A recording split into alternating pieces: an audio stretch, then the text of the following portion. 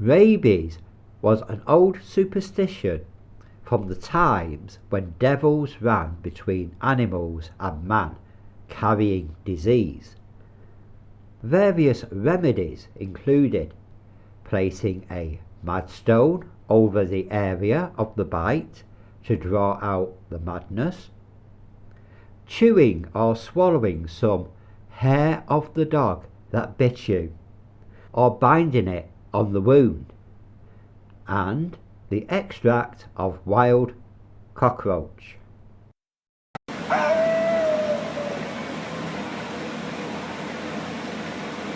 Werewolf! Werewolf? There. What? There, wolf. There, castle. Why are you talking that way? I thought you wanted to. No, I don't want to. Suit yourself. I'm easy. Today it is claimed that rabies is a disease caused by a virus.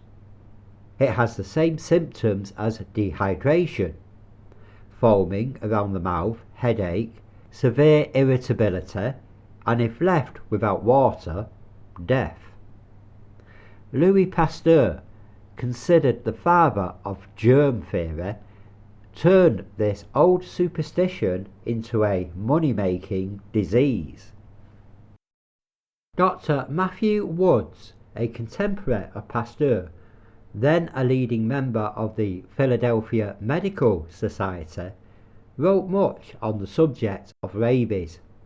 He stated, "At the Philadelphia Dog Pound, where on an average more than 6,000 vagrant dogs are taken annually, and where the catchers and keepers are frequently bitten while handling them, not one case of hydrophobia has occurred during its entire history of 25 years, in which time 150,000 dogs have been handled."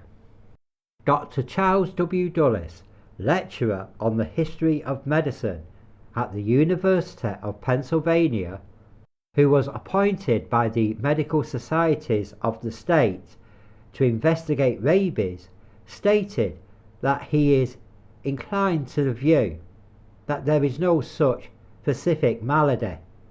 Dr. Dulles said, "I might cite my own experience in the treatment of persons bitten by dogs supposed to be mad, which has furnished not a single case of the developed disease in 30 years, and I have probably seen more cases of so-called hydrophobia than any other medical man."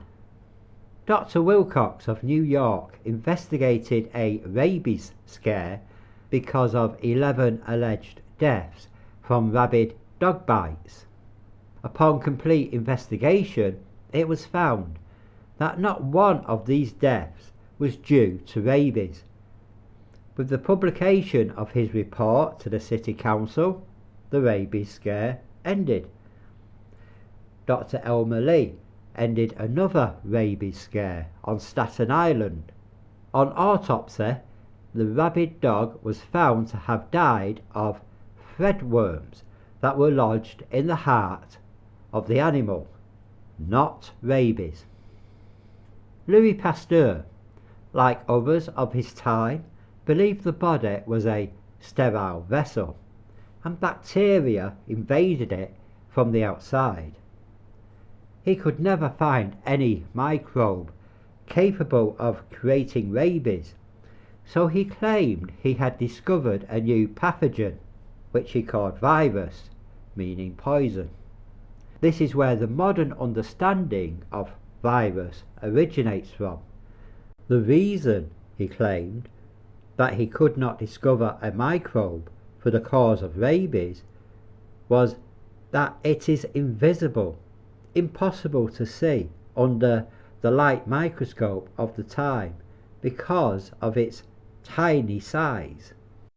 To study it, he used very dense filters through which only virus could pass, but not bacterium. He squeezed fluids from a dead animal, passed them through this filter and injected this poisonous fluid into the brain of a dog tied vertically to a pole. The dog would convulse, bark, its mouth would foam, and it would die. According to Pasteur, this was because the invisible rabies virus entered the body of the dog, attacking and killing it. Any sane person would know that this was not rabies, but the condition was caused by the poisons injected into the brain of the dog. And having gunk injected into our brains is not the natural way we get diseases. He said that 16% of those bitten by rabid dogs would eventually die of rabies unless they submitted to his new treatment. Louis Pasteur's vaccine was first used July 6, 1885, on 9-year-old Joseph Meister, who had been mauled by a claimed rabid dog. The vaccine consisted of a sample of the rotting flesh harvested from supposedly infected and necessarily dead rabbits, which were dried for 5 to 10 days. It was claimed that 9-year-old Joseph Meister was saved from hydrophobia, rabies. What you do not hear about is that other people, including the dog's owner, were bitten by the same dog and survived without the treatment. Other children were not so fortunate. Matthew Vidal died 7 months after being treated personally by Pasteur. Another child, Louis Pt6, also died after receiving treatment. Dr. Charles Bell Taylor, in the National Review for July 1890, gave a list of cases in which patients of Pasteur's died, while the dogs that had bitten them remained well. Dr. Stillman in 1922 voiced the opinion that rabies was pure humbug, and that in over 40 years as a practicing physician, with a very busy practice and wide travels throughout Europe, he stated that he had never seen a case of hydrophobia or rabies. In a letter answering a request for information, Dr. Stillman stated, "Several years ago, there was considerable excitement occasioned by the declaration of a rabies quarantine by the State Department of Agriculture in Albany, New York. It lasted 2 years. Many dogs were killed. Their heads were sent on for official examination at Cornell College Veterinary Department. Many were pronounced rabid, but the test was dependent upon the presence of certain negri bodies in the animal's brain. I was told by a pupil of Pasteur in France that these negri bodies were sometimes present when there was no suspicion whatever of rabies. We sent the head of a harmless little dog without any disease symptoms whatever to Cornell, and it was promptly pronounced rabid. Finally, I went to the Department of Agriculture, which had charge, and insisted that our society would hold all dogs declared rabid, and we would see if any cases of rabies would develop. Not one case of rabies appeared, and we have never had any since. When the animals were held simply to show whether they had rabies, none of them died, and the entire scare subsided after 2 years of fanatical unrest and excitement, which ought to have developed lithophobia, or imaginary hydrophobia. Pasteur's vaccines, unlike Edward Jenner's vaccines against smallpox, were products of the laboratory. This raised the very realistic possibility that after vaccination, one might now be forced to deal with a novel disease, one Pasteur himself had created, artificial or laboratory rabies. After Pasteur's rabies vaccine became more widespread, the literature began to pile up regarding severe reactions, including fatalities after treatment. A notable failure of the Pasteur treatment was that of a young postman named Pierre Roscoe, who, with another man, was attacked by a dog supposed to be mad, but was not bitten, for the dog's teeth did not penetrate his clothing, but his companion received severe bites.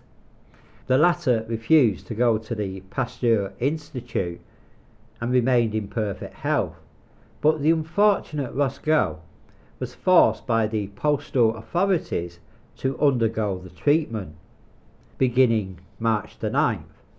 On the following April the 12th, severe symptoms set in with pain at the point of inoculation, not at the point of the bite, for he had never been bitten. On April the 14th, he died of paralytic hydrophobia, the new disease brought into the world by Pasteur. Another interesting recorded case is that of a lady who, returning from bathing, stated that she had been bitten by a dog. The anxious parents rushed her for Pasteur's treatments. She became violently ill. Death followed. On the way home from the funeral, the companions of the girl, who were bathing with her, told the parents of the dead girl that she was not bitten by a dog, but by her young man friend. Pasteur had instructed his family never to show his laboratory notebooks and other private documents to anyone, a request that was honoured until the private manuscripts were finally given to the Bibliothèque Nationale in Paris by his last male descendant and became available to scholars in the early 1970s. Princeton history professor Gerald Geeson, a leading Pasteur scholar, wrote a book in 1995 titled The Private Science of Louis Pasteur, detailing the findings. The aim of the book was to present an accurate portrayal of the man. Keep in mind that Geeson, while critical of Pasteur, is still an unapologetic fan of the man and his work.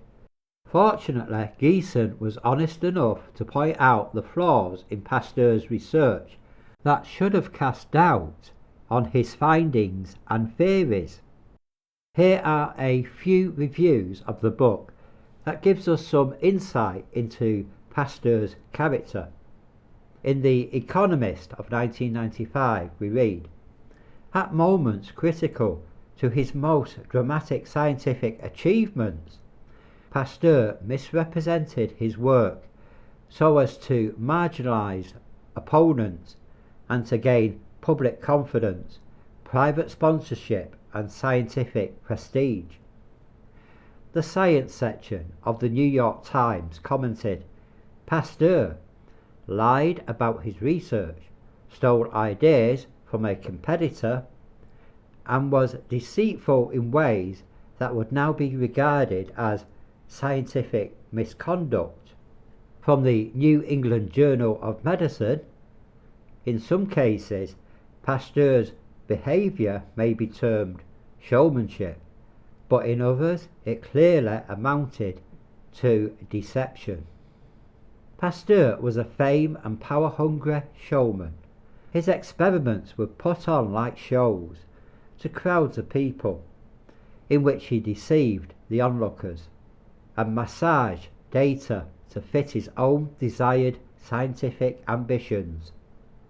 He was also extremely cruel to the point even his contemporaries complained after his sawing the skulls of live dogs and even using condemned prisoners for vivisecting. From what was once an inarticulate mass of lifeless tissues, may I now present a cultured, sophisticated man about town. Hit it! If you're blue and you don't know where to go to, why don't you go where fashion sits?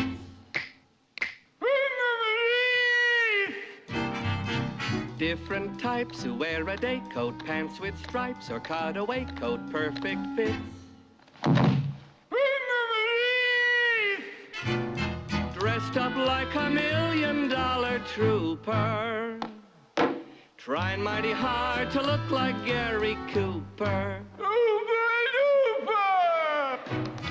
Pasteur's private manuscripts expose the way he cheated, lied, and plagiarized the work of fellow scientists, especially the bacterial work of Montpellier professor Antoine Béchamp.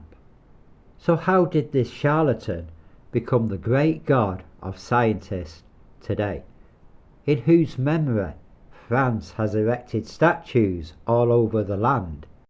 He had powerful friends backing him, which included Napoleon III, which drowned out the opposition and ultimately led to his unscientific theories being accepted as the germ theory we have today. At least this sort of deception does not go on today, right? In a 2021 British Medical Journal article we read, "We can't trust medical research any longer," says former British Medical Journal editor. Fraud is so rampant in medical research that the default position should be to assume a study has been faked unless it has been proven to be true, a former editor of one of the world's leading medical journals has said. Some medical studies are entirely fiction, with the participants and the results being made up, and even the authors didn't know they had supposedly written it, said Richard Smith, a former editor of the British Medical Journal. The time may have come to stop assuming that research actually happened and is honestly reported, and assume that the research is fraudulent until there is some evidence to support it having happened and being honestly reported, he wrote in a blog on the BMJ's website.